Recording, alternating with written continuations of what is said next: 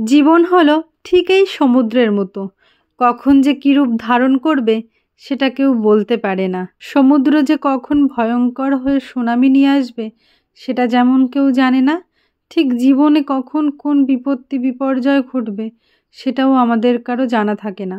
আমারও যেন মাঝে মাঝে মনে হয় আমি হয়তো সমুদ্রের মাঝখানে পড়ে আছি, না পারছি ডুবতে, না পারছি বাঁচতে।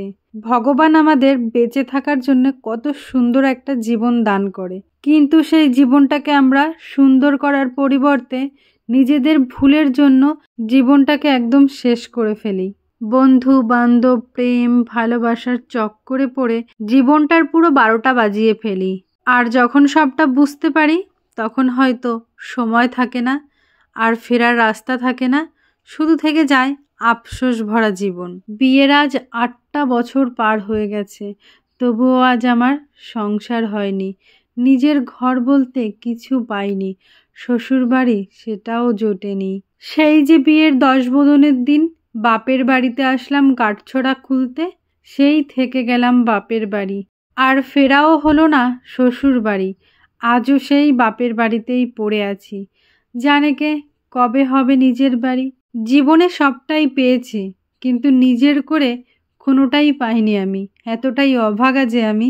মেয়ের বিয়ের পর মা বাবার কাছে সে পর হয়ে যায়, আর শ্বশুর বাড়ি থেকে তাকে শুনতে হয় সে তো পরের বাড়ির মেয়ে। তাহলে বলতে পারো মেয়েটা যাবেটা কোথায়? দুনিয়া যতই এগোক, যতই মডার্ন হোক না কেন, মেয়েদের ক্ষেত্রে না সেখানেই পড়ে আছে। হ্যাঁ, কিছু মেয়েদের ক্ষেত্রে আগিয়েছে, কিন্তু সেটা গোনা কয়েকজন। আমাদের মতো মিডিল ক্লাস গরিব ঘরের মেয়েদের এখনও এই সব কিছু সহ্য করতে হয়। এই যে সব মা বাবারা আছে না, অনেক টাকা পয়সা খরচা করে ঢাকঢোল পিটিয়ে আত্মীয় স্বজন খাইয়ে মেয়ের বিয়ে দেয়, তাদের কাছে আমার একটাই রিকোয়েস্ট, তোমরা এত কিছু না করে মেয়েটার নামে একটা নিজস্ব বাড়ি বানিয়ে দিও, যাতে কখনো তাকে শুনতে হয় না তোর নিজের কোনো বাড়ি নেই, তুই তো পরের বাড়ির মেয়ে। স্বামীর সঙ্গে যখন অশান্তি ঝগড়া হওয়ার পর বাপের বাড়ি সেই মেয়ে চলে আসে, তখন মা বাবা তাকে আবার বুঝিয়ে বলে, মারে তোর তো ওইটাই এখন নিজের বাড়ি, ওখানে গিয়েই তোকে মানিয়ে গুছিয়ে থাকতে হবে। আদৌ সেটা তার নিজের বাড়ি নয়। নিজের বাড়ি হলে কি 3 বেলা বলতো সে পরের মেয়ে?